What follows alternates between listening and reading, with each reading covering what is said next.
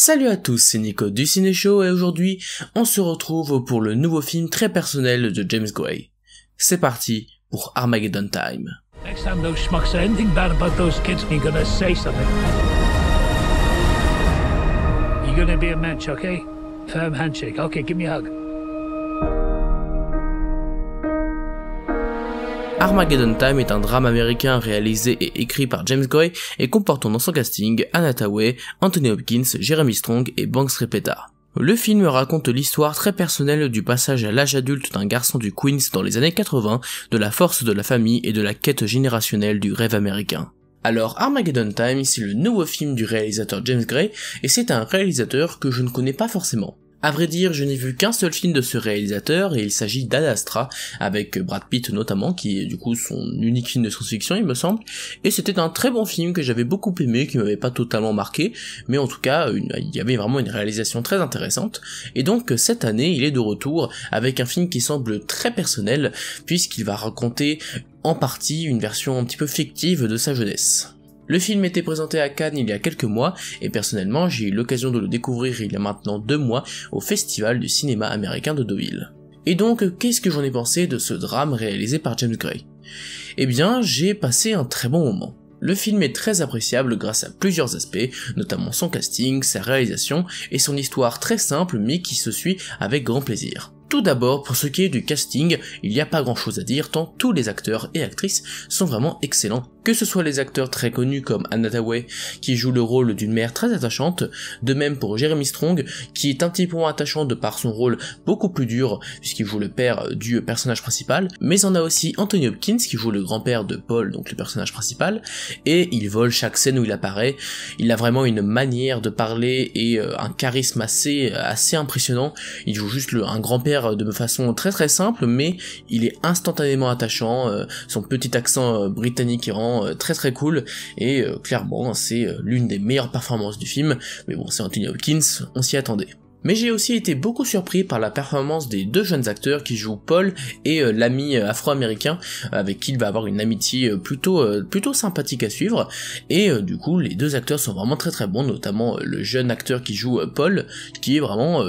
hyper convaincant et qui a un jeu très naturel, et il emporte aussi la plupart des scènes de par son talent d'acteur, parce que il est très très jeune et je pense qu'il a une belle carrière devant lui, car il a vraiment fait une belle performance. Il est très attachant, il est plutôt drôle, et en plus lors des scènes où il est censé jouer un petit peu plus l'émotion, je trouve qu'il le joue vraiment bien, et qu'il le fait avec retenue et subtilité, donc vraiment très très bonne performance de ce jeune acteur. Donc vous l'aurez compris, l'ensemble du casting est vraiment très très convaincant, et c'est l'un des points forts du film. Ensuite, pour ce qui est de la mise en scène, elle est assez sobre dans l'ensemble, l'histoire n'est pas excessivement ambitieuse en soi, donc forcément la mise en scène ne l'est pas aussi, mais c'est quand même une mise en scène de qualité. Il n'y a pas vraiment de scènes qui m'ont marqué de par des plans vraiment incroyables, mais par contre c'est hyper bien découpé, le montage est excellent aussi par ailleurs,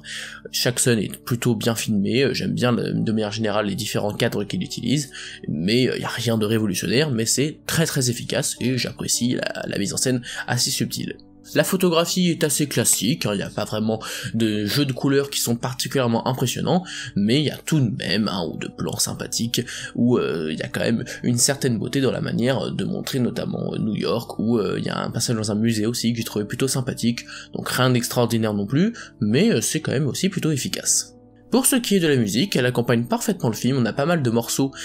qui sont sortis durant les années 80, ce qui est normal vu que le film se passe dans les années 80, et ils apportent tous quelque chose de plutôt sympathique. Il n'y a pas de thèmes originaux qui me sont particulièrement restés en tête malheureusement, mais l'ambiance musicale et sonore du film est plutôt sympathique, mais là encore, je ne peux pas dire non plus que la bande originale est une totale réussite. Et enfin, pour ce qui est du scénario, il est dans l'ensemble assez classique, et c'est vrai que même si le film se suit avec grand plaisir et que les péripéties s'enchaînent plutôt bien, et que dans l'ensemble c'est un film assez touchant, malheureusement le film manque pas mal d'originalité parce que même si on sent clairement que c'est un film très personnel pour le réalisateur James Gray, On sent aussi que la majorité des événements racontés dans ce film sont des événements assez classiques pour ce genre de film qui raconte du coup la jeunesse d'une personne qui a vécu dans les années 80, avec toute l'histoire du rêve américain, avec une famille qui s'aime mais d'un autre côté où il y a des tensions. Et d'ailleurs c'est vrai que j'ai été un petit peu gêné en partie par le rôle du père dans ce film. Alors évidemment vu que c'est un film très personnel, en tout cas ça en a l'air, possiblement c'est comme ça que ça arrive dans la réalité, en tout cas pour ce qui est de James Gray, mais c'est vrai que le personnage du père m'a un petit peu étonné parce que d'un côté il est plutôt attachant en soi, mais il a aussi des actes dans le film qui me paraissent assez abjects, il faut le dire. Il y a une scène qui est très dure à ce niveau-là et qui marche très très bien en termes de tension, parce qu'il est parfois un tout petit peu violent, enfin un tout petit peu non, il est carrément violent avec son fils, et d'un autre côté il y a d'autres scènes où il va être plus doux, il va balancer des phrases qui sont vraiment très bien écrites, et d'ailleurs de manière générale les dialogues du film sont très très bien écrits, mais c'est vrai que du coup je sais pas trop quoi en penser de ce personnage, c'est assez complexe, mais d'un autre côté ça permet aussi de nuancer un petit peu le propos, car tout n'est pas blanc, tout n'est pas noir, il y a des personnages qui sont à la fois très attachants mais qui ont des failles, comme n'importe quel personnage, et c'est vrai que même si j'apprécie cela en soi, le personnage en lui-même m'a un petit peu étonné, même si je pense que c'est le but du film, donc je ne pense pas qu'on peut considérer ça comme un défaut. L'histoire est donc très classique, on va suivre simplement un jeune garçon durant les années 80 qui va commencer à vivre des aventures un petit peu particulières qu'on connaît tous un petit peu quand on est enfant. Il va découvrir des zones qu'il ne connaît pas encore, il va se faire un ami un petit peu délinquant sur les bords entre guillemets, mais en tout cas c'est de cette manière que les personnages du film le montrent, juste parce qu'il fume un pétard dans les cabinets, ou alors il veut sortir en douce, enfin voilà, c'est des actions assez classiques dans ce genre de film avec des enfants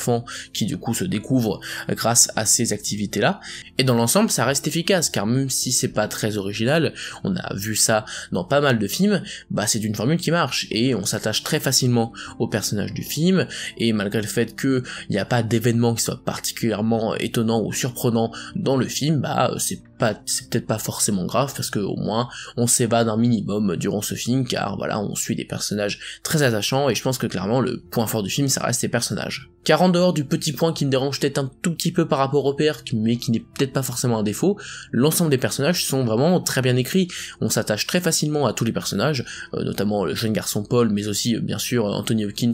le personnage du grand-père, qui est vraiment attachant instantanément, mais pareil pour la mère et pour les autres personnages. Donc même si le film manque d'originalité, il y a un truc qu'on peut pas lui enlever, c'est qu'il est bien écrit. Tous les personnages ont de bonnes motivations, sont plutôt bien caractérisés, sont plutôt nuancés, et ça fait qu'on prend beaucoup de plaisir à suivre ce film, car on s'attache très facilement aux personnages, et même si on sait un petit peu à l'avance ce qui va se passer dans le film, eh bien on est pris au jeu, et on se laisse transporter pendant un petit peu moins de 2 heures, et j'ai pas mal apprécié cela. Mais c'est vrai que malheureusement, malgré toutes les bonnes volontés du film et toutes les qualités qu'on a démontrées, le fait que le film se repose sur des bases assez classiques, et que même si ça sent que c'est un film personnel, on a déjà vu ça dans beaucoup d'autres films, ça fait que je ne suis pas totalement investi à 100%, j'ai été investi tout de même. En fait, il n'y a qu'un seul point qui fait que le film ne m'a pas totalement transporté, j'ai quand même beaucoup aimé le film et j'ai montré les qualités juste avant. Le seul point qui me dérange un tout petit peu, c'est que voilà, on a déjà vu ça dans plein d'autres films, la plupart des scènes du film sont assez classiques, le déroulé on sait déjà à l'avance ce qui va se passer,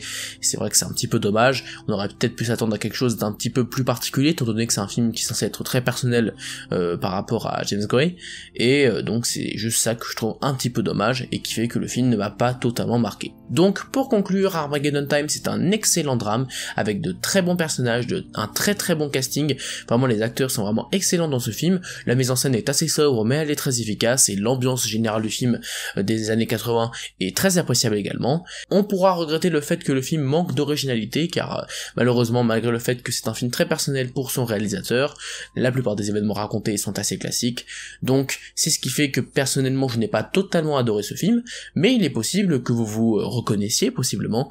à travers l'histoire de ce jeune garçon, et dans tous les cas je vous recommande le visionnage de ce film, ça a été une plutôt bonne expérience et j'espère que vous allez autant apprécier si ce n'est plus que moi. Voilà, c'est la fin de cette vidéo, j'espère qu'elle vous a plu. Si c'est le cas, n'hésitez pas à vous abonner, à liker et à partager la vidéo. Quant à moi, je vous dis à la prochaine pour parler de cinéma, mais en attendant, c'était Nico du Ciné Show. À bientôt.